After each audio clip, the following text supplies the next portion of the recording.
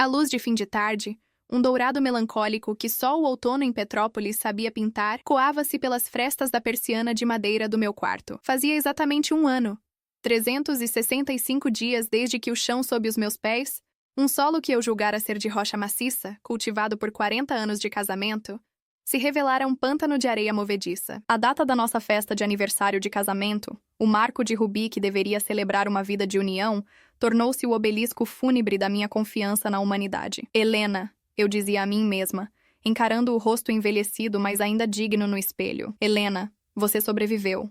Mas sobreviver era apenas o começo.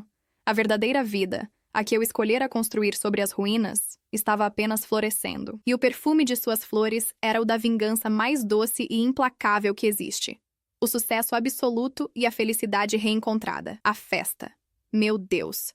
A festa. Até hoje os flashes me assaltam em momentos de quietude. O salão do Country Club, que eu mesma decorara com lírios brancos e orquídeas. O cheiro de cera de abelha e do perfume caro dos convidados. Ricardo, meu Ricardo, com seus 70 anos que ele carregava com o charme de um galã de cinema antigo, o cabelo prateado impecavelmente penteado, o smoking cortado à perfeição. Ele era o centro do universo, como sempre fora. E eu, sua Helena, a lua que orbitava seu sol, refletindo sua luz, garantindo que sua gravidade mantivesse todos os planetas em ordem. A casa, os filhos, a vida social e, principalmente, a imagem pública da construtora Bastos, o império que erguemos juntos a partir de um pequeno escritório de engenharia. Ele era o rosto, a visão, eu, a estrutura, os alicerces invisíveis mas indispensáveis. E havia Lúcia, minha melhor amiga desde o ginásio. Lúcia, a quem eu chamava de minha outra metade, madrinha dos meus filhos, a confidente de todas as minhas inseguranças, a primeira a saber de cada alegria. Naquela noite ela estava deslumbrante num vestido verde esmeralda que, ironicamente, realçava a inveja que eu só agora, em retrospecto, conseguia ver em seus olhos. Ela estava sempre lá, um passo atrás de mim, um sorriso compreensivo no rosto, a mão solidária no meu braço. Naquela noite, sua mão parecia mais fria, seu sorriso um pouco mais forçado. Eu, na minha bolha de felicidade e dever cumprido, não percebi nada. Atribuí ao cansaço, à emoção do momento. O gatilho da verdade foi tão banal que chegou a ser ofensivo. Meu neto mais novo, Pedro, de 6 anos, estava brincando com o meu celular, tirando fotos tortas e vídeos tremidos da festa. Mais tarde, já na suíte do hotel que havíamos reservado para a noite de núpcias de Rubi, enquanto Ricardo tomava um banho demorado, eu me sentei na cama para apagar as peripécias digitais do meu neto. E então,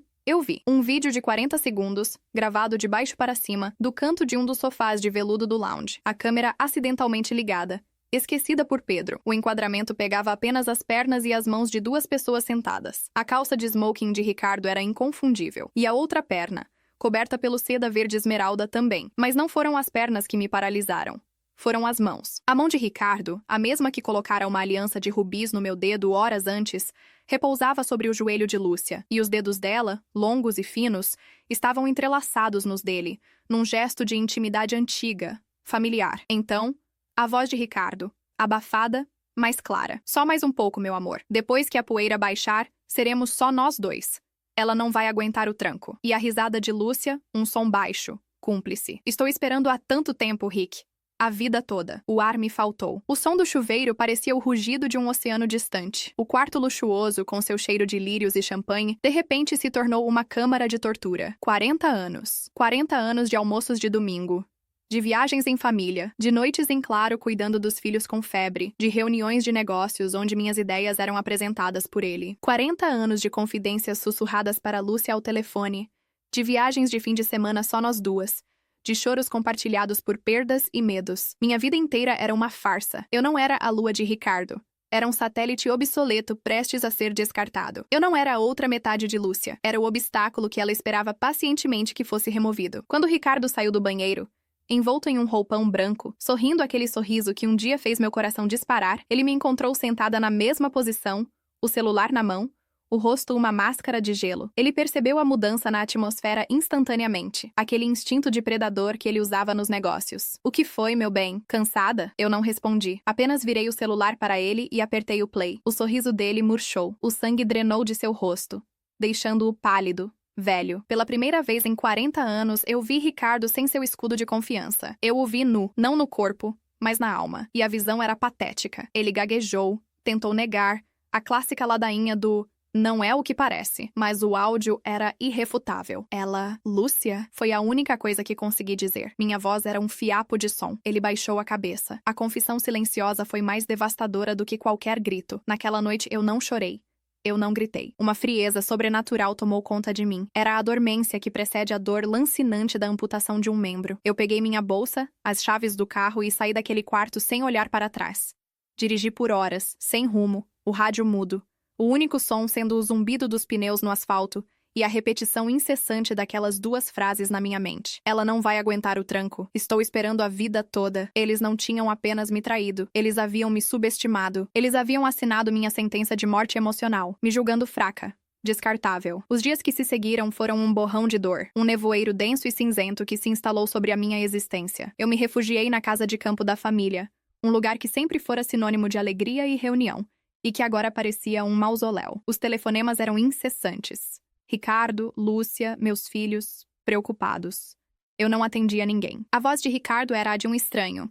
A de Lúcia, veneno puro. E meus filhos, como explicar a eles que o pai exemplar e a tia amada haviam apunhalado a mãe pelas costas? A vergonha me consumia. Eu me sentia cúmplice da minha própria humilhação. Como pude ser tão cega? As pistas agora pareciam óbvias, como placas de neon piscando em uma estrada escura. O jeito que Lúcia olhava para ele quando pensava que ninguém estava vendo. As viagens de negócios de Ricardo que coincidiam com os retiros de meditação dela. A cumplicidade entre eles, que eu sempre interpretei como amizade, era, na verdade, uma aliança secreta contra mim. Eu me permitia afundar. Passei dias na cama, a cortina fechada, alimentando-me de café e autopiedade. Revivi cada momento, cada memória, procurando a rachadura original, o ponto onde a mentira começou. Teria sido há 5 anos? 10? A vida inteira? A frase de Lúcia, "estou esperando a vida toda", ecoava como uma sentença. A dor era física, uma pressão no peito que dificultava a respiração, um peso nos ombros que me curvava. Eu olhava para as minhas mãos, as mãos que haviam cuidado de um marido, de 2 filhos, de uma casa, que haviam revisado plantas de engenharia e contratos até a madrugada. Eram as mãos de uma tola. Meus filhos, Marcos e Beatriz,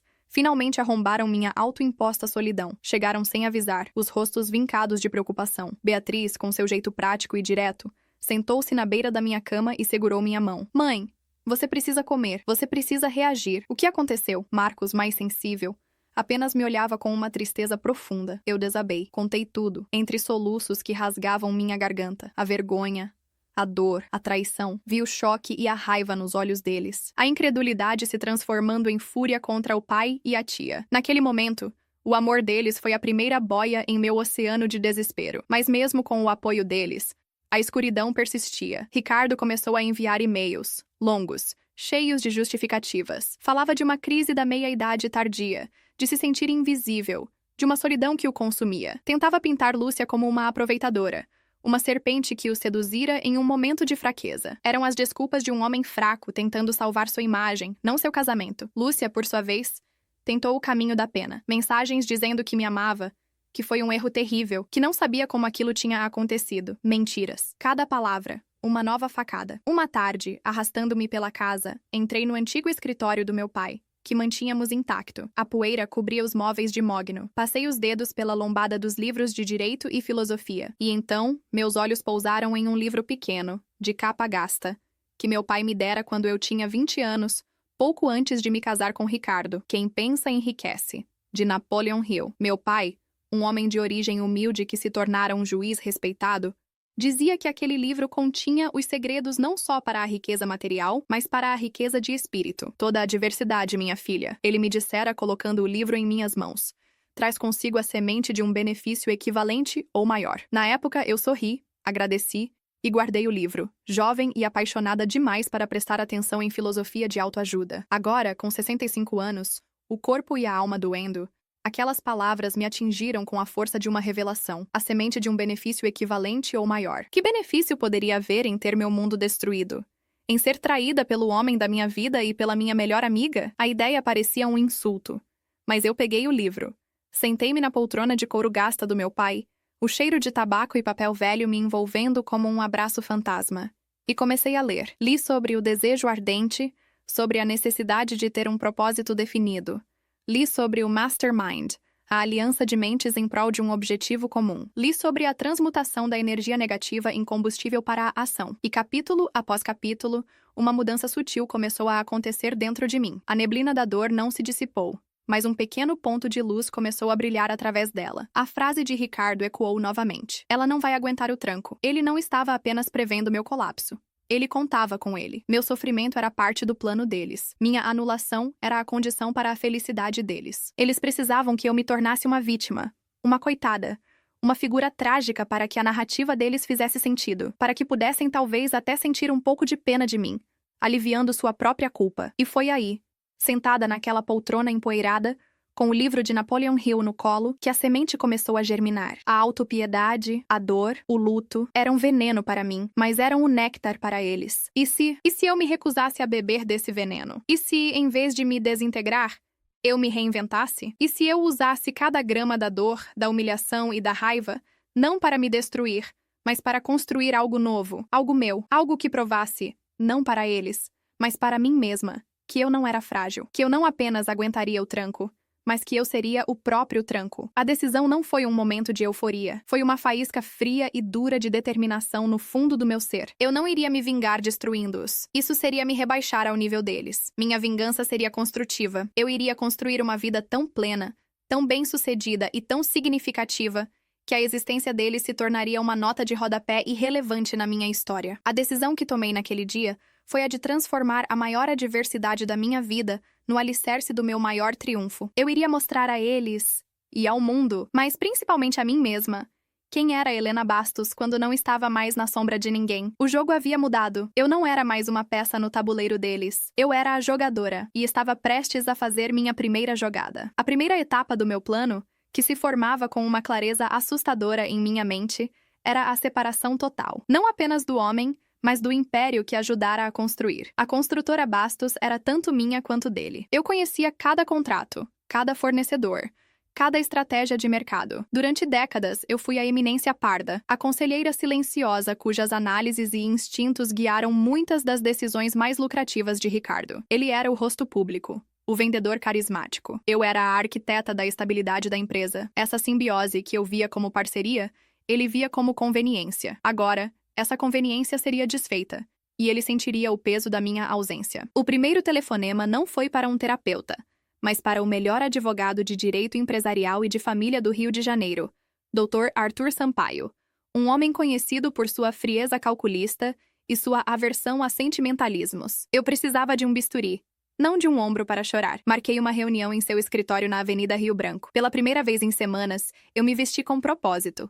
Escolhi um terninho de linho bege, sóbrio e impecável. Maquiagem discreta, mas firme. Cabelo preso em um coque elegante. Ao me olhar no espelho, não vi a mulher traída. Vi uma executiva se preparando para a negociação mais importante de sua vida. O escritório de Dr. Arthur era minimalista e intimidador, todo em vidro e aço. Ele, um homem de uns 50 anos, com olhos de um azul gelado, me ouviu em silêncio por quase 1 hora. Apresentei os fatos sem emoção, como se estivesse descrevendo um estudo de caso. A fundação da empresa, minha participação informal, mas crucial ao longo dos anos, os e-mails e anotações que comprovavam minha influência nas decisões estratégicas. E, finalmente, a traição, apresentada não como um drama pessoal, mas como a quebra de uma parceria de longo prazo.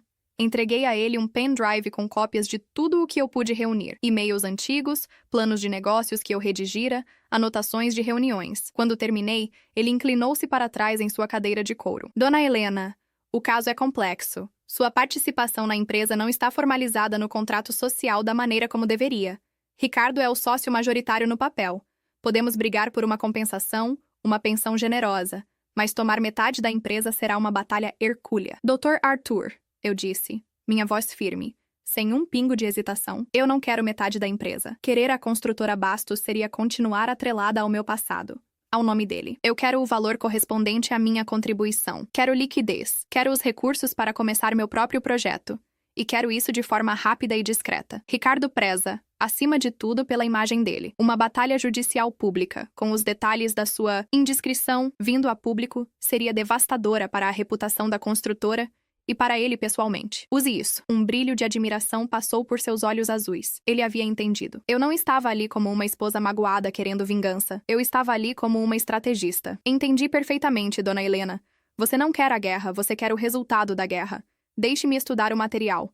Vamos elaborar uma proposta de dissolução de sociedade de fato e partilha de bens que será bastante persuasiva. Enquanto o Dr. Arthur preparava a ofensiva legal, eu me dediquei à segunda fase do meu plano, definir meu desejo ardente, como diria Napoleon Hill. O que eu iria construir? A ideia de voltar ao ramo da construção civil me parecia vazia. Eu não queria competir com Ricardo no mesmo terreno. Queria um campo novo, um que tivesse significado. A resposta veio de uma fonte inesperada. Minha filha, Beatriz, que é psicóloga, comentou sobre o número crescente de mulheres mais velhas que ela atendia em seu consultório. Mulheres que, como eu, haviam dedicado a vida à família e ao marido, e que, após um divórcio, a viuvez ou a síndrome do nino vazio, se viam perdidas, sem identidade própria, sem saber como recomeçar profissional e emocionalmente. Eram mulheres com enorme potencial, experiência de vida, sabedoria, mas que o mercado de trabalho e a sociedade consideravam invisíveis. Invisível. A palavra ressoou em mim. Era como eu me sentia. Era como Ricardo e Lúcia me viam. E foi aí que meu propósito se cristalizou. Eu não construiria prédios de concreto e aço. Eu construiria pontes. Pontes para que essas mulheres pudessem atravessar o abismo do esquecimento e da irrelevância e chegar a um novo lugar de poder, propósito e independência. Eu criaria uma fundação, um centro de apoio, capacitação e recolocação para mulheres acima dos 50 anos. Um lugar que ofereceria desde apoio psicológico e jurídico até cursos de atualização profissional, empreendedorismo e consultoria de imagem. O nome surgiu quase que instantaneamente. Projeto Fênix, porque era exatamente isso que faríamos. Renascer das cinzas, mais fortes e mais brilhantes do que antes. Agora eu tinha um propósito tão grande e poderoso que a minha dor pessoal começou a diminuir, a se transformar em combustível. Cada vez que a imagem de Ricardo e Lúcia me vinha à mente, eu não me permitia mais afundar na tristeza. Eu canalizava a raiva e a transformava em mais uma linha do meu plano de negócios, em mais um telefonema para um contato que poderia ajudar, em mais uma hora de pesquisa sobre o terceiro setor. O passo seguinte era montar meu mastermind. Eu não poderia fazer isso sozinha. Precisava de mentes brilhantes e leais ao meu redor. Minha primeira escolha foi óbvia. Minha filha, Beatriz. Com sua experiência em psicologia, ela seria a diretora do núcleo de apoio emocional do projeto. A segunda foi Sofia, uma jovem advogada brilhante que trabalhava no escritório de Dr. Arthur, especializada em direito do terceiro setor. Fiquei impressionada com sua inteligência e paixão durante uma de nossas reuniões.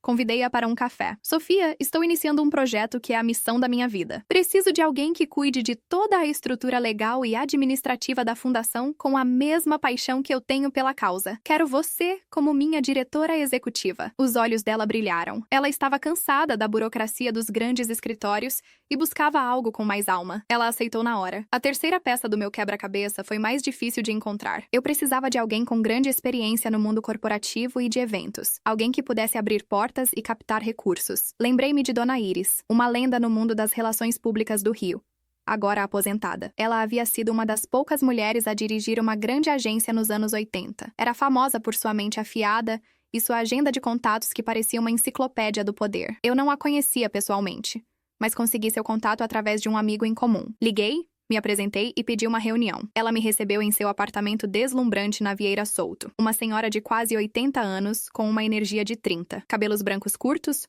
olhos vivos e uma taça de vinho branco na mão às 11 da manhã. Eu apresentei meu projeto com todo o fervor que sentia. Ela me ouviu, impassível. Quando terminei, ela deu um gole no vinho e me olhou fixamente. Minha querida, você sabe quantas senhoras ricas e entediadas vêm até mim com projetos de caridade para preencher o tempo depois que o marido as troca por uma mais nova? É um clichê. O comentário foi como um soco. Por um instante, a velha Helena, a insegura, quis recuar. Mas a nova Helena, a Fênix, se impôs. Dona Iris, com todo o respeito, eu não estou entediada. E não estou procurando um hobby. Estou construindo meu novo império. A diferença é que a moeda deste império não será o dinheiro, mas a transformação de vidas, e será extremamente lucrativo no que tange ao capital social e ao impacto. Eu não preciso do seu tempo, preciso da sua genialidade estratégica. Se você acha que isso é um clichê, então você não entendeu a escala do que pretendo fazer. Um longo silêncio se instalou. Dona Iris me encarou, e então, um lento sorriso se abriu em seu rosto. Você tem fibra, Helena Bastos. Gostei de você. O clichê é a mulher que se encolhe. Você está se expandindo, certo? Conte-me mais sobre o plano de captação de recursos. Quem são seus alvos iniciais? Naquele momento, meu mastermind estava formado. Helena, a visionária. Beatriz, o coração. Sofia, a razão. E Iris, a ponte para o mundo. A proposta de divórcio elaborada por Dr. Arthur chegou às mãos de Ricardo como uma bomba silenciosa. Não havia acusações. Não havia drama. Havia apenas uma avaliação fria e detalhada da minha contribuição para a construtora Bastos. Planilhas, projeções e um valor final para a minha saída, que era, nas palavras de Dr. Arthur, robusto, porém justo. Anexada, uma cláusula de confidencialidade mútua. A mensagem era clara: aceite o acordo e seu segredo morre conosco.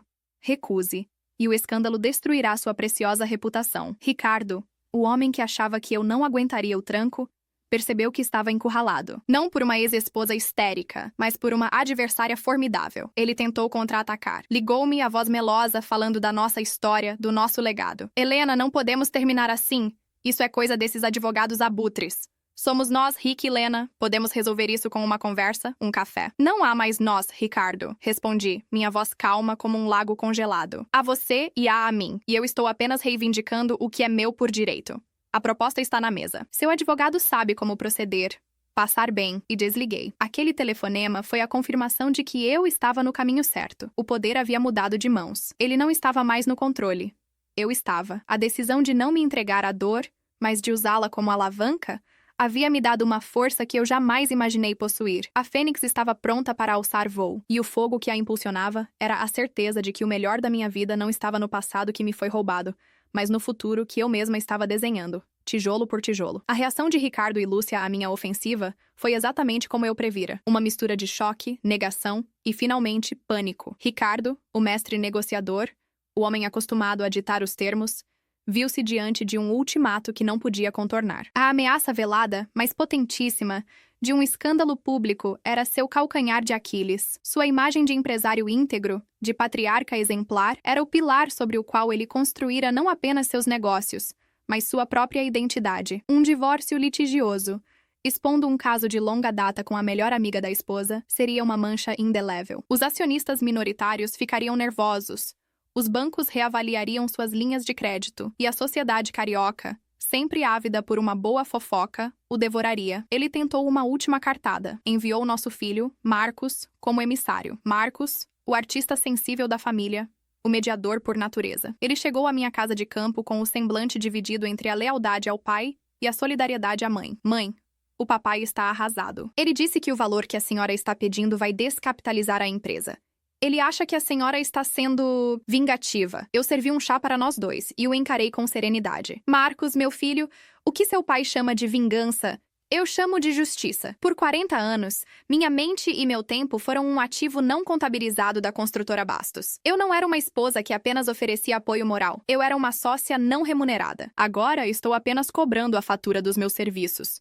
O valor não foi tirado do ar. Foi calculado com base em fatos e números, e seu pai sabe disso. Ele não está arrasado pelo dinheiro. Ele está arrasado porque perdeu o controle sobre mim. Continuei, minha voz suave, mas firme. Quanto a ser vingativa, a vingança seria eu tentar destruir o que ele construiu. Eu não quero isso. Eu quero construir o meu próprio legado. E para isso, preciso dos recursos que me são devidos. Você entende a diferença? Marcos assentiu, os olhos marejados. Eu entendo, mãe. E eu tenho orgulho da senhora. A Bia me contou do projeto. É incrível. Aquele apoio dos meus filhos era o vento sob as minhas asas. Ele me deu a força para não ceder 1 milímetro. A negociação se arrastou por algumas semanas, com os advogados trocando propostas e contrapropostas, mas a minha posição se manteve irredutível. Finalmente, acuado, Ricardo cedeu. O acordo foi assinado. Uma quantia substancial foi transferida para minha nova conta bancária, uma conta que tinha apenas o meu nome. O divórcio foi finalizado de forma discreta. Eu era oficialmente uma mulher livre e, pela primeira vez em muito tempo, rica por mérito próprio. Enquanto a batalha legal se desenrolava, a construção do projeto Fênix avançava a todo vapor. Com o meu mastermind em ação, as coisas começaram a tomar forma com uma velocidade impressionante. Sofia, com sua competência jurídica, cuidou de toda a burocracia para a criação da Fundação Fênix, navegando pelo complexo sistema de registros e isenções fiscais. Beatriz desenhou a estrutura dos programas de apoio psicológico, criando grupos de terapia, sessões de coaching individual e workshops sobre inteligência emocional e resiliência. Dona Iris, a maga das conexões, operava sua mágica. Helena, querida, precisamos de uma sede. E não pode ser qualquer lugar. Precisa ser um lugar que transmita poder, elegância e acolhimento. Um lugar onde uma mulher se sinta importante ao entrar, não diminuída. Ela ativou sua rede e, em menos de um mês, encontrou uma oportunidade de ouro. Um casarão antigo e charmoso no bairro do Cosme Velho, que pertencera a um instituto cultural que havia fechado as portas. O aluguel era alto, mas o espaço era perfeito. Tinha salas amplas para workshops, um jardim interno para momentos de tranquilidade e uma fachada que impunha respeito. Eu não hesitei. Usei parte do meu capital recém-adquirido para alugar e reformar o imóvel. A reforma foi meu primeiro ato de criação visível. Eu mergulhei no projeto. Contratei uma arquiteta jovem e talentosa e trabalhei com ela lado a lado. Queria que cada detalhe do ambiente refletisse a missão da Fênix. A paleta de cores escolhida foi de tons quentes e terrosos, misturados com toques de dourado e azul profundo. Móveis confortáveis, iluminação inteligente, obras de arte de artistas mulheres nas paredes. Cada sala foi batizada com o nome de uma mulher pioneira da história brasileira. Nise da Silveira, Chiquinha Gonzaga, Berta Lutz. O lugar estava se tornando um santuário, um útero de renascimento. Enquanto isso, Lúcia, que havia se mantido em um silêncio covarde durante todo o processo de divórcio, começou a se mover. Ela e Ricardo, agora livres para viverem seu grande amor, foram morar juntos no apartamento dele, o mesmo apartamento que eu decorei e administrei por décadas. Imagino que ela tenha pensado que havia vencido, que finalmente conseguira o prêmio que tanto cobiçara, o homem, o status, a vida que sempre invejara. Mas a realidade, como sempre, é uma péssima imitadora de fantasias. Começaram a circular os primeiros rumores. Amigos em comum me contavam, com uma lealdade recém-descoberta, que as coisas não eram um mar de rosas. Ricardo, sem mim para gerenciar sua vida social e amortecer as arestas do seu ego, estava mais irritadiço. Lúcia, por sua vez, tentava desesperadamente ocupar o meu lugar, mas lhe faltava a naturalidade, a classe. Suas tentativas de ser a grande anfitriã eram forçadas. Suas opiniões sobre negócios, ignoradas por Ricardo. Ela não era a parceira que eu fui.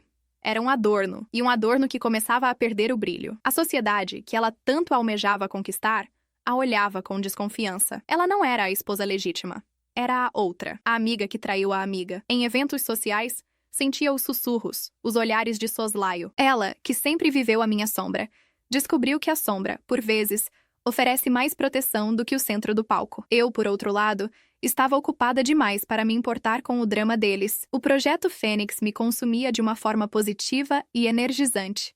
Começamos a montar a equipe. Contratamos psicólogas, consultoras de carreira, especialistas em finanças, professoras de tecnologia, todas mulheres, a maioria acima dos 50, que encontravam na Fênix não apenas um emprego, mas uma causa. A energia no casarão do Cosme Velho era elétrica. Uma colmeia de mulheres brilhantes e motivadas. O próximo passo era lançar o projeto para o mundo. E para isso, eu precisava do evento perfeito. Mais uma vez, recorri à genialidade de Dona Iris. Querida, vamos fazer um coquetel de lançamento. Ela disse com um brilho no olhar. Mas não será um coquetel de caridade choroso. Será o evento mais disputado da temporada. Não vamos pedir dinheiro. Vamos apresentar uma oportunidade de investimento social. Vamos mostrar a força, não a fragilidade. O plano de Iris era audacioso. Convidaríamos a nata do empresariado, da mídia e da cultura do Rio. Mas o foco não seria em mim ou na minha história. O foco seria nas Fênix, as mulheres que o projeto pretendia ajudar. Decidimos selecionar um primeiro grupo de 10 mulheres, com histórias de vida poderosas, para serem as estrelas da noite. Elas passariam por um programa piloto intensivo de um mês antes do evento. Coaching, mentoria, transformação de visual, tudo. A seleção foi um processo emocionante e doloroso. Entrevistamos dezenas de mulheres. Viúvas que perderam o chão junto com o marido, divorciadas que saíram de longos casamentos sem nada, executivas demitidas por não terem mais o perfil da empresa, donas de casa que criaram os filhos e agora se sentiam inúteis. Cada história era um espelho de uma faceta da minha própria dor, mas também da minha resiliência. Escolhemos 10. Entre elas estava Clara, uma ex-jornalista de 58 anos que não conseguia emprego desde que seu antigo jornal fechara. Havia também Marta, uma química de 62 anos, brilhante, mas que fora forçada a uma aposentadoria precoce e agora sentia que seu cérebro estava atrofiando. E Sônia, de 55, que fora dona de casa a vida inteira e, após o divórcio, precisava se sustentar pela primeira vez, aterrorizada e sem saber por onde começar. Essas 10 mulheres se tornaram nosso propósito encarnado. Vê-las chegar no primeiro dia, tímidas, desconfiadas, com o peso do mundo nos ombros, e vê-las se transformando semana após semana foi a maior recompensa que eu poderia imaginar. Elas redescobriam seus talentos, recuperavam a autoestima, aprendiam a usar um computador, a montar um currículo, a falar em público. A cumplicidade que nasceu entre elas era algo mágico. Elas não eram mais invisíveis umas para as outras. E logo, não seriam mais invisíveis para o mundo. A data do evento de lançamento foi marcada. Os convites, desenhados com uma elegância sublime, foram enviados. A imprensa, atiçada pela curiosidade que Dona Iris soube plantar, confirmava a presença em peso. A noite da Fênix se aproximava, e eu sabia, no fundo da minha alma, que aquela noite não seria apenas o lançamento de uma fundação, seria a minha reestreia na vida. Não como a senhora Bastos, a esposa traída, mas como Helena, apenas Helena, a mulher que pegou as cinzas de uma vida queimada e as usou para acender uma fogueira que aqueceria a muitas outras. O pushback de Ricardo e Lúcia era o eco de um mundo que ficava para trás. O futuro era o som das risadas e das conversas animadas que enchiam o casarão do Cosme Velho. À medida que o dia do evento de lançamento do Projeto Fênix se aproximava, uma tensão palpável, uma mistura de excitação e ansiedade, instalou-se no casarão do Cosme Velho. Era a nossa noite de estreia. O momento em que deixaríamos de ser uma ideia, um projeto, e nos apresentaríamos ao mundo como uma força a ser reconhecida. Para mim, pessoalmente, a noite tinha um peso ainda maior. Seria a primeira vez que eu enfrentaria a sociedade carioca em um evento público desde o divórcio. Eu sabia que os olhares estariam sobre mim, curiosos, perscrutadores, alguns solidários, outros maliciosos. Eu não seria apenas a anfitriã, eu seria o principal objeto de observação. Dona Iris, com sua sabedoria de campo de batalha, sentou-se comigo uma tarde, em meio ao caos dos preparativos. Helena, amanhã à noite, todos estarão te observando. Eles vão procurar por rachaduras. Vão querer ver a mulher sofrida. Você não pode dar isso a eles. Quando você subir naquele palco, não quero que fale da sua dor. Quero que fale da sua paixão. Não fale do que você perdeu. Fale do que você e todas essas mulheres estão prestes a ganhar. Sua história pessoal é o subtexto, não o texto. O texto é a Fênix. Suas palavras foram o leme que eu precisava. Ela estava certa. Minha jornada era o motor, mas o veículo era o projeto. O foco tinha que ser na missão coletiva. Isso me deu uma força imensa. Não era sobre mim, era sobre nós. Na noite do evento, o casarão estava irreconhecível. A iluminação profissional realçava essa arquitetura, as flores dispostas com maestria, a música suave de um quarteto de cordas criando uma atmosfera de sofisticação e propósito. Os garçons serviam canapés e espumante. E os convidados chegaram. Eram exatamente as pessoas que Iris queria. CEOs de grandes empresas, editores de revistas, colunistas sociais, artistas, filantropos. E, para minha surpresa, alguns rostos do meu passado, amigos que eu achava ter perdido no turbilhão do divórcio. Eu os recebia na porta, ao lado de Iris, Beatriz e Sofia. Escolhi um vestido azul marinho, de um corte clássico e poderoso, sem decotes, sem brilhos excessivos.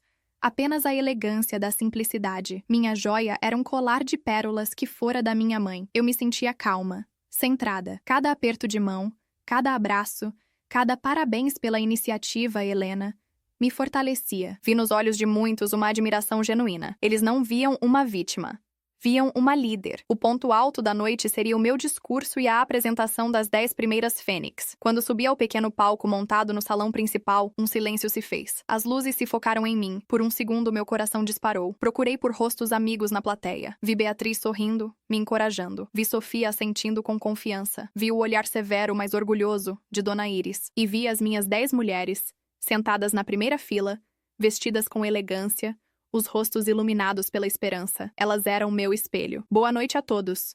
Comecei, minha voz saindo clara e firme. Dizem que a vida de uma mulher é dividida em capítulos. A infância, a juventude, a maternidade, a carreira. Mas o que acontece quando achamos que o livro está chegando ao fim e alguém arranca as últimas páginas? O que acontece quando o ninho fica vazio, quando um ciclo se encerra, quando a sociedade sutilmente nos diz que nosso tempo de protagonismo acabou? Muitas de nós se sentem invisíveis, sentem que a sua experiência, a sua sabedoria, a sua força já não tem valor. Fiz uma pausa, deixando as palavras ressoarem. O projeto Fênix nasceu de uma convicção. A convicção de que não existe data de validade para o talento, de que a maturidade não é um fim, mas um ápice, de que as cinzas de um passado podem, e devem, ser o adubo para um futuro extraordinário. Esta noite, não estamos aqui para pedir, estamos aqui para oferecer. oferecer uma parceria, uma oportunidade de investir no maior capital que este país possui, o capital humano de suas mulheres experientes. Então, chamei-as ao palco, uma a uma. Clara, a jornalista, que falou com uma eloquência redescoberta sobre seu projeto de criar um portal de notícias para o público 60+. Marta, a química, que apresentou sua ideia para uma consultoria de segurança laboratorial para pequenas empresas. Sônia, a ex-dona de casa, que, com a ajuda de nossos mentores, havia descoberto um talento incrível para a gastronomia e planejava abrir um pequeno bistrô. Cada uma delas falou por 2 minutos. Com nervosismo, sim, mas com uma dignidade e uma paixão que eletrificaram a sala. Elas não estavam contando histórias de tristeza. Estavam apresentando planos de negócios, sonhos concretos. A reação foi avassaladora. Ao final, a plateia se levantou e aplaudiu de pé por longos minutos. Não era um aplauso educado. Era um aplauso caloroso, genuíno. Naquele momento, eu soube que havíamos conseguido. O projeto Fênix era real. Após o discurso, o coquetel se transformou em uma agitada sessão de networking. Empresários se aproximavam de Marta para saber mais sobre sua consultoria. Donos de restaurantes ofereciam conselhos a Sônia. Uma editora-chefe deu seu cartão a Clara. E mais importante, várias pessoas vieram até mim, Sofia ou Iris, querendo saber como poderiam apoiar a fundação, não com doações piedosas, mas com parcerias estratégicas, oferecendo estágios, mentorias, apoio tecnológico. Um dos CEOs que se aproximou de mim foi Sérgio Lemos, presidente de um dos maiores bancos de investimento do país. Um homem que Ricardo sempre tentara, sem sucesso, trazer para seu círculo. Dona Helena, o que a senhora fez aqui esta noite é mais do que inspirador. É uma aula de gestão e visão de mercado. Há um enorme potencial inexplorado nesse público que a senhora está mirando. Meu banco tem um braço de investimento social. Gostaria de marcar uma reunião para discutirmos um aporte semente para a fundação. A proposta me deixou sem ar. Era mais do que eu poderia sonhar para a primeira noite. Em meio a todo aquele sucesso, a notícia do evento, claro, chegou aos ouvidos de Ricardo e Lúcia. Eu não os convidei, obviamente. Mas o Rio de Janeiro é uma vila. Uma amiga em comum me contou que Lúcia estava obcecada, lendo todas as colunas sociais que cobriram o lançamento. As fotos mostravam uma Helena sorridente, rodeada de pessoas importantes, celebrada não por ser a esposa de, mas por seu próprio mérito. O título de uma das colunas era particularmente direto: Helena Bastos, o renascimento de uma titã. A inveja, que sempre fora o motor oculto de Lúcia, agora a consumia abertamente. Ela tentou diminuir minha conquista em conversas com amigos. É um passatempo bonitinho para uma mulher divorciada, dizia, mas suas palavras soavam ocas, azedas de despeito. Ela, que sonhara em ocupar meu lugar, via-me construir um lugar muito mais alto, um que ela jamais poderia alcançar. Ricardo, por outro lado, reagiu de uma forma diferente. Seu ego de empresário fora atingido. Eu não apenas sobrevivi sem ele, como estava prosperando de uma forma que chamava a atenção de pessoas como Sérgio Lemos. Ele via meu sucesso não apenas como um triunfo pessoal, mas como uma competição. E pela primeira vez, ele estava perdendo. A construtora Bastos, sem o meu olhar cuidadoso para os detalhes e minha capacidade de antecipar problemas, começava a enfrentar pequenas, mas persistentes, dificuldades. Um projeto que atrasou, um contrato mal negociado, a perda de um cliente importante. Nada catastrófico ainda, mas o navio, antes tão estável, começava a adornar. O verdadeiro pushback, a reação direta deles, veio de uma forma que eu não esperava. Cerca de 1 mês após o evento, Dr. Arthur me ligou. Helena, tenho notícias desagradáveis. O advogado de Ricardo entrou em contato. Eles estão contestando uma das cláusulas do acordo de divórcio, referente a um pacote de ações da empresa que foi usado para compor parte do seu pagamento. Alegam um erro de avaliação e querem renegociar o valor para baixo. É uma manobra jurídica fraca, mas vai nos custar tempo e energia. Eu entendi na hora. Não era sobre o dinheiro. Era uma tentativa de me desestabilizar, de me arrastar de volta para a lama da briga, para me tirar o foco do projeto Fênix. Era a maneira de Ricardo dizer: você não vai se livrar de mim tão fácil. Eu ainda tenho poder sobre você. Longe de me intimidar, a manobra deles acendeu em mim uma fúria fria. Eles estavam tentando sabotar não apenas a mim, mas o sonho de dezenas de mulheres. Eles haviam subestimado minha resiliência. Agora, subestimavam minha ferocidade. Dr. Arthur, eu disse, minha voz perfeitamente calma. Entendo. Por favor, contra-ataque com toda a força legal possível. E enquanto isso, eu vou cuidar da minha parte da resposta. Desliguei o telefone e olhei pela janela do meu escritório na Fundação Fênix. No jardim, via um grupo de mulheres em um workshop de jardinagem, rindo e conversando. Elas eram a minha responsabilidade. Elas eram a minha força. Ricardo e Lúcia haviam começado uma guerra que não podiam vencer. Eles queriam me puxar para baixo.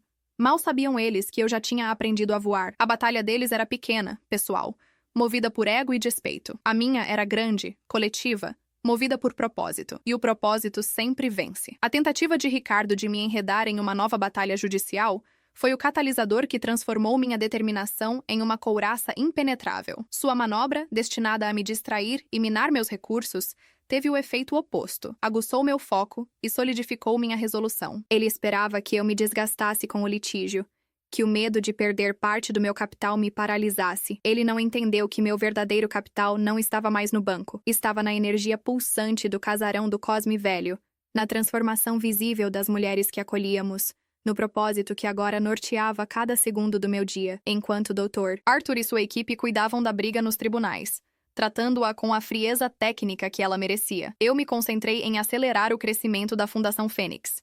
A proposta de Ricardo era uma granada de fumaça. Minha resposta seria um avanço avassalador em campo aberto. Decidi que era hora de expandir nossos horizontes e consolidar nossa reputação de forma inquestionável. A melhor defesa, afinal, é um ataque bem-sucedido. O primeiro passo foi aceitar a proposta de reunião com Sérgio Lemos, o presidente do Banco de Investimento. Preparei-me para essa reunião como nunca antes. Passei dias com Sofia e Beatriz, montando uma apresentação impecável. Não era um pedido de doação. Era um prospecto de investimento social, com métricas, projeções de impacto, plano de expansão e um modelo de sustentabilidade a longo prazo. Queríamos mostrar que a Fundação Fênix não era um poço de despesas, mas um motor de desenvolvimento social e econômico. A reunião ocorreu na sede do banco, um arranha-céu imponente no centro do Rio. Ao entrar na sala de conferências com vista panorâmica para a Baía de Guanabara, senti um frisson. Era o tipo de ambiente que Ricardo frequentava, o tipo de jogo que ele jogava. Mas agora eu estava ali, por meu próprio direito, defendendo meu próprio projeto. Apresentamos nosso plano a Sérgio e sua diretoria de responsabilidade social. Falamos sobre a criação de um fundo patrimonial para garantir a perenidade da fundação. Detalhamos um novo programa de microcrédito para apoiar as empreendedoras que saíssem de nossos cursos. Propusemos uma parceria para que o banco oferecesse educação financeira para nossas Fênix. Ao final da apresentação, Sérgio Lemos não escondeu seu entusiasmo. Helena, isso é brilhante. É exatamente o tipo de projeto que procuramos. Escalável, sustentável e com um impacto profundo. Vocês não estão apenas dando o peixe. Estão ensinando a pescar e a construir a própria frota pesqueira. Considerem o aporte semente aprovado. E quero pessoalmente presidir o comitê consultivo do fundo de microcrédito de vocês. Saí daquela reunião flutuando. O apoio de um dos maiores bancos do país não nos dava apenas segurança financeira. Nos dava uma chancela de credibilidade que calaria qualquer crítico. A notícia da parceria foi divulgada na grande imprensa, em cadernos de economia e negócios, o que elevou o status da Fundação Fênix a um novo patamar. Ricardo deve ter lido a notícia com seu café da manhã. Imagino o gosto amargo que sentiu. Com os recursos garantidos e a credibilidade fortalecida, mergulhei de cabeça na consolidação da fundação. O casarão tornou-se uma colmeia de atividade produtiva. Lançamos novas turmas do programa principal, agora com capacidade para 30 mulheres por semestre. A lista de espera era enorme. Criamos workshops abertos à comunidade sobre temas como tecnologia para a terceira idade, planejamento de aposentadoria e saúde da mulher madura. O nome Fênix começava a se tornar sinônimo de empoderamento e recomeço na cidade. Uma das minhas maiores alegrias era caminhar pelos corredores e ver as pequenas revoluções acontecendo. Ver Sônia, a dona de casa que tinha medo de tudo, agora liderando um workshop de culinária para as novas alunas, rindo, ensinando, transbordando confiança. Ou encontrar Clara no laboratório de informática, ajudando uma colega a criar um perfil no LinkedIn. Ela que antes mal sabia ligar um computador. Essas eram as verdadeiras vitórias. Os dividendos do meu investimento de alma. Eu também me transformava. A Helena que precisava de validação, que se sentia confortável na sombra, havia desaparecido. Descobri em mim uma capacidade de liderança que não sabia possuir. Eu comandava reuniões, negociava com fornecedores, falava em público com naturalidade. Descobri o prazer de tomar decisões e ver os resultados florescerem. Minha agenda, antes preenchida com compromissos sociais ligados a Ricardo, agora estava cheia de reuniões estratégicas, eventos da fundação, almoços com potenciais parceiros. Era uma vida mais exigente, mas infinitamente mais gratificante. Inevitavelmente, a vida social me colocava em rota de colisão com o meu passado. Fui convidada para o casamento da filha de amigos muito queridos. Sabia que Ricardo e Lúcia estariam lá. Minha primeira reação foi a de recusar o convite. A ideia de encontrá-los, de sentir os olhares, me causava um calafrio. Mas então, a voz de Dona Iris ecoou em minha mente. Não ceda terreno. Não se esconda. Você não fez nada de errado. Decidi ir. E decidi ir não como quem vai para uma batalha, mas como quem vai para uma celebração. Escolhi um vestido vermelho. Não um vermelho agressivo, mas um vermelho rubi, a cor da força, da paixão, da vida. A mesma cor que deveria ter celebrado meus 40 anos de casamento. Agora, eu a ressignificava. Ela celebrava meus novos começos. Cheguei à festa sozinha, a cabeça erguida. Imediatamente, fui cercada por amigos que me cumprimentavam com um calor e um respeito que eu não sentia há muito tempo. Ninguém tocou no assunto do divórcio. Falavam do projeto Fênix, elogiavam meu trabalho, minha aparência, minha energia. E então, eu os vi. Estavam em uma mesa, no canto. Ricardo parecia mais velho do que da última vez que o vira. Havia uma tensão em seus ombros, um vinco de descontentamento em sua testa. Lúcia estava ao seu lado. O vestido caro não conseguia esconder a ansiedade em seus olhos. Ela sorria para as pessoas, mas o sorriso não alcançava o olhar. Quando seus olhos encontraram os meus, do outro lado do salão, ela desviou o rosto rapidamente. O encontro foi inevitável. Durante os cumprimentos aos pais da noiva, ficamos a poucos metros de distância. Ricardo se aproximou, uma tentativa canhestra de cordialidade forçada. Helena, você está ótima. Havia um tom de surpresa em sua voz, como se ele não conseguisse conciliar a mulher à sua frente com a imagem da esposa abandonada que ele provavelmente construíra em sua mente. Ricardo, Lúcia. Eu os cumprimentei com um aceno de cabeça polido e frio. Minha calma era minha armadura. Não havia raiva, não havia dor, havia apenas distância. Eram duas pessoas que eu conhecera muito bem um dia e que agora me eram estranhas. Lúcia murmurou um oi, quase inaudível. Ela não conseguia me encarar. A culpa era um abismo entre nós. A mulher que um dia fora minha confidente, minha irmã de alma, agora não passava de um fantasma constrangido. A conversa, se é que se pode chamar assim, durou menos de 1 minuto. Virei-me para parabenizar um amigo e me afastei, deixando-os para trás. Ao fazer isso, senti uma liberação final. A presença deles já não me afetava. A dor havia cicatrizado.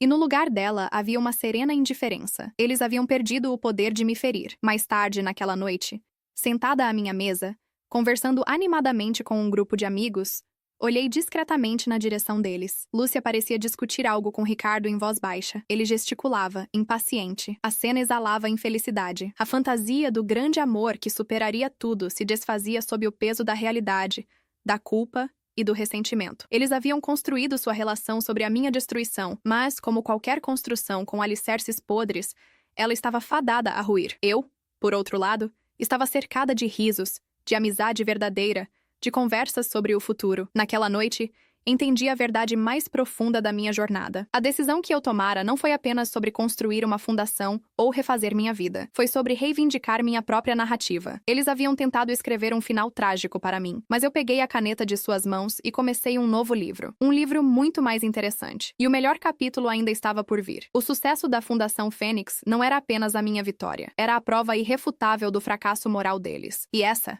eu sabia, era a mais doce e silenciosa das vinganças.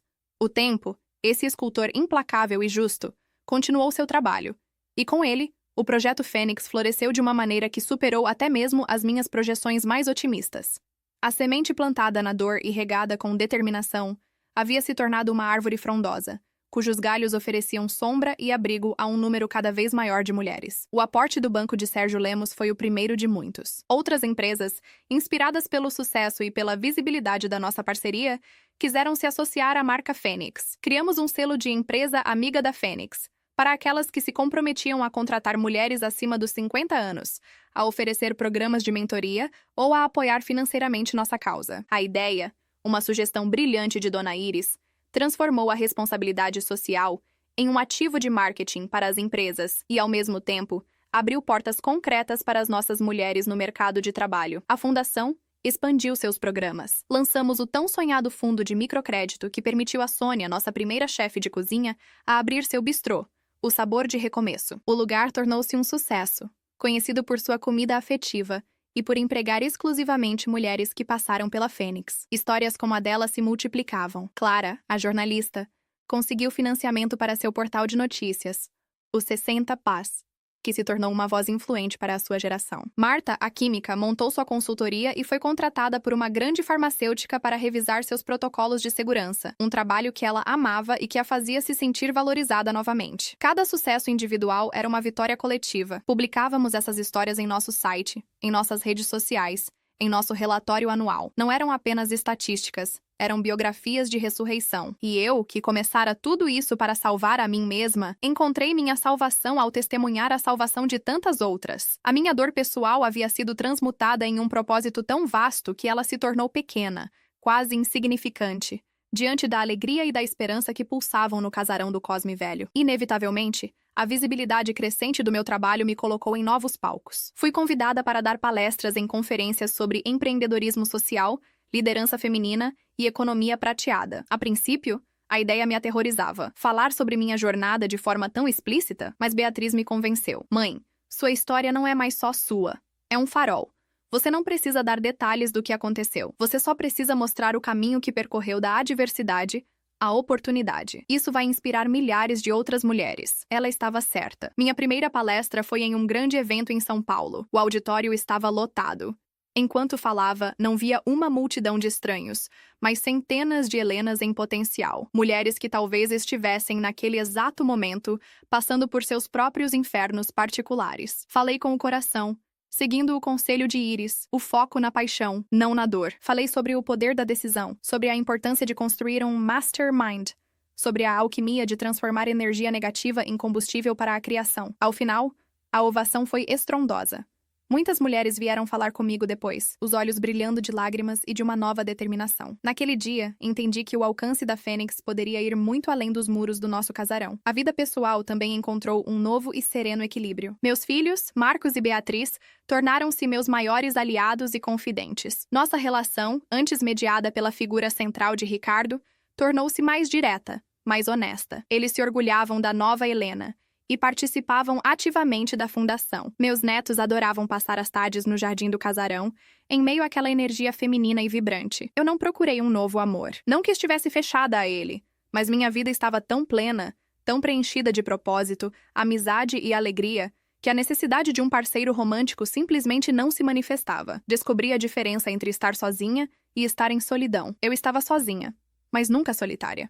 Minha casa era meu santuário de paz, e a fundação, meu palco de ação. Era uma combinação perfeita. Enquanto meu mundo se expandia, o mundo de Ricardo e Lúcia se contraía. As notícias, que chegavam a mim esporadicamente através de amigos em comum, pintavam um quadro sombrio. A relação deles, nascida da adrenalina do proibido, não resistiu à monotonia do cotidiano. Lúcia, que idealizara uma vida de glamour e parceria, encontrou-se no papel de uma cuidadora de um homem amargo e cada vez mais isolado. A tentativa dela de ocupar meu lugar na sociedade falhou. As portas que antes se abriam para a senhora Bastos permaneciam fechadas para a amante que se tornara esposa. Ela vivia em uma gaiola dourada, com todo o luxo que o dinheiro podia comprar, mas sem o respeito e a admiração que tanto almejava. A construtora Bastos também sentia o golpe. Sem minha visão estratégica e meu gerenciamento de crise silencioso, Ricardo tomou uma série de decisões de investimento ruins. Um grande empreendimento imobiliário na Barra da Tijuca, lançado em um momento ruim do mercado,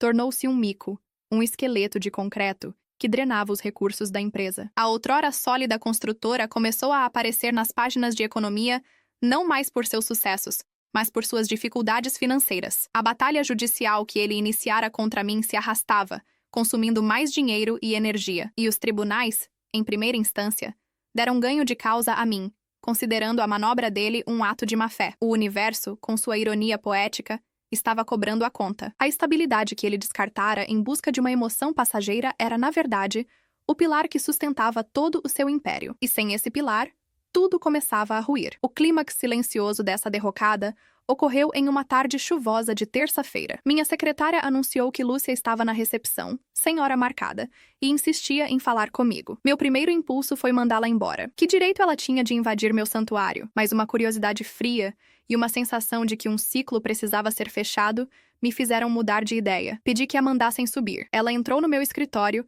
e a visão foi chocante. A Lúcia à minha frente não era a mulher deslumbrante da festa de aniversário ou a figura ansiosa do casamento. Era uma mulher abatida, mais magra, com olheiras profundas e uma aura de derrota. O vestido caro parecia um disfarce frágil para a miséria interior. Ela ficou em pé, no meio da minha sala, olhando ao redor, para as fotos das nossas fênix nas paredes, para os prêmios que a fundação recebera. É incrível o que você construiu, Helena, disse ela, a voz embargada. Eu permaneci sentada, em silêncio, esperando. Ela desabou a chorar. Um choro feio, convulso, de quem guardou a dor por muito tempo. Eu sinto muito, soluçou ela. Eu sei que é tarde demais, que nada que eu diga pode consertar o que eu fiz, mas eu preciso que você saiba. Eu estraguei tudo. Minha vida é um inferno. Ricardo é um homem amargo, ressentido.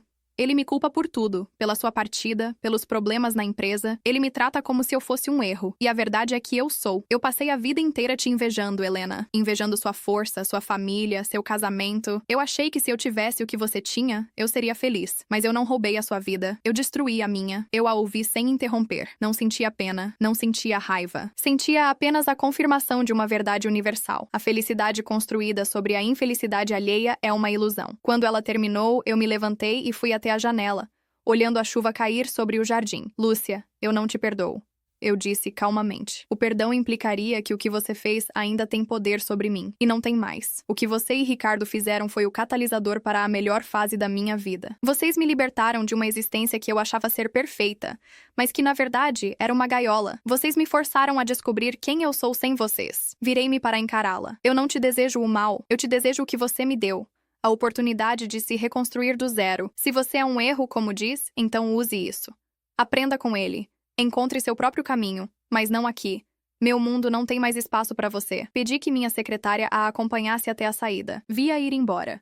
Uma figura curvada, desaparecendo no corredor. Naquele momento, o último fantasma do meu passado foi exorcizado. A história deles já não me pertencia de forma alguma. A primeira vitória verdadeira não foi o cheque poupudo do divórcio, nem a assinatura do contrato com o banco de Sérgio Lemos. Esses foram marcos importantes, sem dúvida, mas eram vitórias de estratégia, de negociação. A primeira vitória que ressoou na minha alma, que me fez sentir o gosto doce e inebriante do triunfo sobre a adversidade, foi mais sutil, mais humana. Aconteceu cerca de 6 meses após o lançamento da Fundação Fênix, e sua protagonista foi uma mulher chamada Esther. Esther chegou à fundação como um passarinho de asa quebrada. Aos 63 anos, viúva há 2, ela havia perdido não apenas o marido, com quem fora casada por mais de 40 anos, mas também sua casa e sua segurança financeira. O marido, um pequeno empresário, deixara mais dívidas do que patrimônio.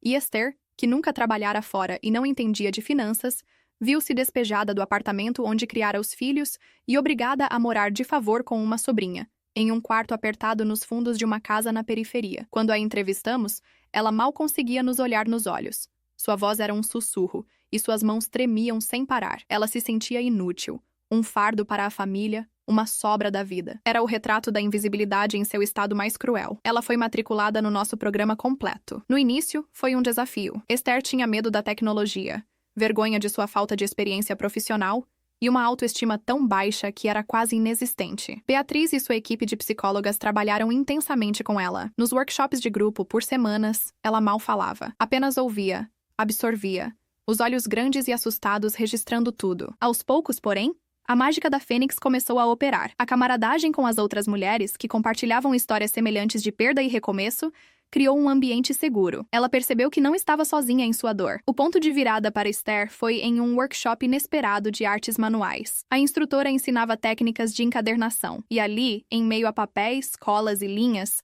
algo em Esther despertou.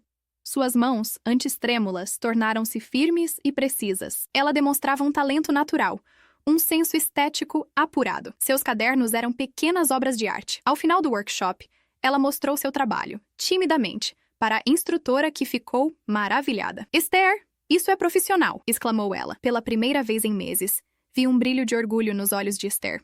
Nós a incentivamos. Com a ajuda dos nossos mentores de negócios e do microcrédito da Fundação, Esther montou um pequeno ateliê em seu quarto. Começou a produzir cadernos artesanais, agendas, álbuns de fotos. Nós a ajudamos a criar uma marca, a Cadernos da Esther, e a montar uma loja online. As outras Fênix foram suas primeiras clientes e maiores divulgadoras. As encomendas começaram a chegar. Primeiro poucas, depois dezenas. Uma livraria de bairro se interessou por seus produtos. Depois, uma grande papelaria de um shopping center. 6 meses depois de chegar à fundação, Esther nos convidou para a inauguração de seu pequeno quiosque em uma feira de artesanato de prestígio. Ela estava radiante. Usava um vestido florido, o cabelo arrumado, o rosto maquiado. Não havia traço da mulher encolhida que eu conhecera. Ela era uma empresária, sorridente, confiante. Ela mostrava seus produtos, negociava com clientes, dava entrevistas para blogueiras de artesanato. Naquele dia, ela me puxou para um canto e me deu um abraço apertado. Helena, eu nunca vou ter como te agradecer. Você não me deu um emprego.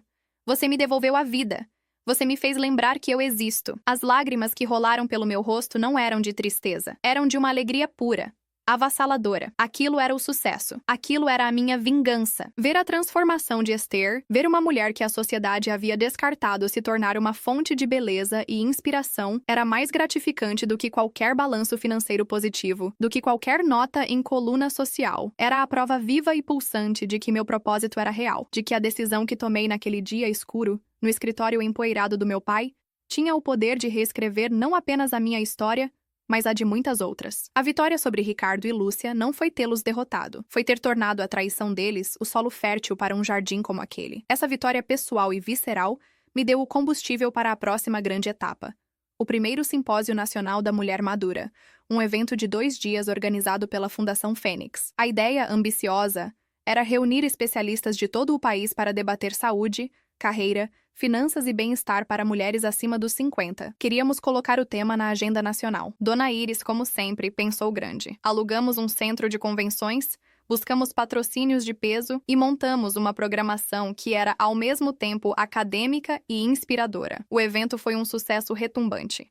Mais de 1.000 mulheres participaram. A cobertura da mídia foi massiva. O simpósio gerou debates, propostas de políticas públicas e, o mais importante, criou uma rede nacional de apoio e colaboração. A Fundação Fênix deixou de ser uma iniciativa carioca para se tornar uma referência nacional. Ao final do segundo dia, exausta, mas exultante, eu estava no palco para o encerramento. Olhando para aquela plateia de rostos atentos e esperançosos, senti uma onda de gratidão. Agradeci aos palestrantes, aos patrocinadores, à minha equipe incansável. E então, meu olhar encontrou Beatriz, Sofia e Iris na primeira fila, meu mastermind, o coração, a razão e a ousadia que haviam tornado tudo aquilo possível. E por fim, eu disse, a voz embargada pela emoção, quero dedicar este sucesso a uma lição que aprendi da maneira mais difícil, a lição de que toda adversidade, não importa quão devastadora, traz consigo a semente de um benefício equivalente ou maior. A nossa força não reside em evitar as quedas, mas na nossa capacidade de nos levantarmos, de juntarmos os cacos e construirmos com eles um mosaico ainda mais belo. Cada uma de vocês, neste auditório, é uma prova viva dessa força. Vocês são Fênix. O aplauso que se seguiu foi um trovão. E naquele som, eu soube, com uma certeza que aquecia a alma, que a minha jornada havia encontrado seu verdadeiro norte. Eu havia transformado a maior traição da minha vida na maior celebração da resiliência feminina que eu poderia conceber. Nos meses que se seguiram ao simpósio, um novo tipo de normalidade se instalou na minha vida. Uma normalidade vibrante, cheia de propósito e de desafios estimulantes. Eu não era mais a mulher que reagia a uma crise. Eu era a arquiteta de um futuro em construção. O sucesso do evento nos abriu portas para consultorias, junto a departamentos de recursos humanos de grandes corporações, ajudando-as a criar ambientes de trabalho mais inclusivos para profissionais mais velhos. A nossa voz era ouvida, nosso trabalho, respeitado. E então, o passado bateu à minha porta uma última vez, não com a fúria de uma tempestade, mas com o lamento de uma garoa fina e triste. Recebi um telefonema de Marcos, meu filho. Sua voz estava pesada. Mãe, é o papai. Ele teve um AVC, está no hospital. É grave. Meu coração gelou. Apesar de tudo, a notícia de uma doença grave do homem com quem eu partilhara 40 anos da minha vida foi um choque. Marcos me disse o nome do hospital. Eu sabia que precisava ir. Não por ele, mas pelos meus filhos. Cheguei ao hospital e encontrei Marcos e Beatriz na sala de espera da UTI. Abracei-os longamente. Lúcia estava sentada em um canto, encolhida, parecendo ainda mais abatida do que da última vez que a vira. Ela não ergueu os olhos quando cheguei. Era uma presença fantasmagórica, ignorada pelos meus filhos, isolada em sua própria ilha de arrependimento. O médico veio falar conosco. O quadro de Ricardo era sério. O AVC fora extenso, deixando sequelas motoras e de fala significativas. A recuperação seria longa, incerta e exigiria cuidados intensivos. Naquele momento, olhando para os rostos preocupados dos meus filhos, eu entendi que a derrocada final de Ricardo não seria financeira, mas física. O homem que fora um sol em torno do qual tudo girava Agora era um corpo frágil em uma cama de hospital. Nos dias que se seguiram, a dinâmica ficou clara. Lúcia, sobrecarregada e sem o apoio da família, não tinha condições emocionais ou práticas para lidar com a situação. Meus filhos, apesar da mágoa, sentiam o dever de cuidar do pai. E eu, que já não tinha nenhuma obrigação legal ou moral, acabei assumindo um papel inesperado, o de gestora da crise. Eu organizava a escala de visitas, conversava com os médicos, tomava decisões práticas sobre o tratamento junto com meus filhos. Fiz isso com a mesma eficiência serena com que administrava a fundação. Não por amor ou por perdão a Ricardo, mas por amor aos meus filhos e por um senso de ordem, de fazer o que era certo para encerrar aquele capítulo com dignidade. Foi durante uma dessas longas esperas no hospital que tive a conversa final com Lúcia. Ela me abordou no corredor, a voz trêmula. Helena, eu não sei como vou lidar com isso. A construtora está a um passo da falência. As contas estão bloqueadas. Eu não tenho para onde ir. Era o fundo do poço para ela. A fantasia romântica terminara em um pesadelo de doença e dívidas. Eu a encarei, e pela primeira vez, não vi a traidora, a rival. Vi apenas uma mulher quebrada, que fizera escolhas terríveis e agora colhia as consequências. Lúcia, eu disse, com uma calma que me surpreendeu, vou te dar um conselho, o mesmo que eu daria a qualquer mulher que chegasse à minha fundação. Pare de olhar para o que você perdeu. Olhe para o que você tem. Você tem sua saúde. Você tem sua capacidade de trabalhar. Recomece. Não importa quão baixo você tenha caído. Sempre é possível encontrar um primeiro degrau para subir. Fui até minha bolsa, peguei um cartão da Fundação Fênix e o entreguei a ela. Nós temos grupos de apoio e orientação de carreira gratuitos. Talvez você encontre ajuda lá. Ela olhou para o cartão como se ele queimasse em sua mão. A ironia da situação era esmagadora. A mulher que tentara destruir meu mundo agora recebia de mim a chave para tentar reconstruir o seu. Ela não disse nada. Apenas pegou o cartão e se afastou. Eu não sei se ela jamais usou, mas o gesto para mim foi o ponto final. Não era perdão, era compaixão. A compaixão de quem está em um lugar tão alto que pode se dar ao luxo de estender a mão a quem está no abismo. O processo de recuperação de Ricardo foi lento e penoso. Ele foi transferido para uma clínica de reabilitação. Meus filhos assumiram a responsabilidade financeira por seus cuidados, usando o que restava do patrimônio deles. A construtora Bastos, o grande império, pediu recuperação judicial e acabou sendo vendida por uma fração de seu valor antigo para cobrir as dívidas. O nome Bastos, antes sinônimo de sucesso, agora estava ligado a um colapso. Eu raramente o visitava, mas em uma ocasião, a pedido de Beatriz, eu fui. Ele estava em uma cadeira de rodas, o lado direito do corpo paralisado. Sua fala era arrastada, difícil de entender. O charme, a arrogância, a vitalidade, tudo havia se esvaído. Restava apenas um homem velho e doente. Ele me viu entrar, e seus olhos, a única parte dele que ainda tinha alguma expressão, se encheram de lágrimas. Ele tentou falar. Com muito esforço, conseguiu balbuciar uma única palavra. Perdão. Eu me aproximei, coloquei minha mão sobre a dele, que estava fria e inerte. Descanse, Ricardo. Apenas descanse. Naquele toque, não havia mais dor, nem raiva, nem amor.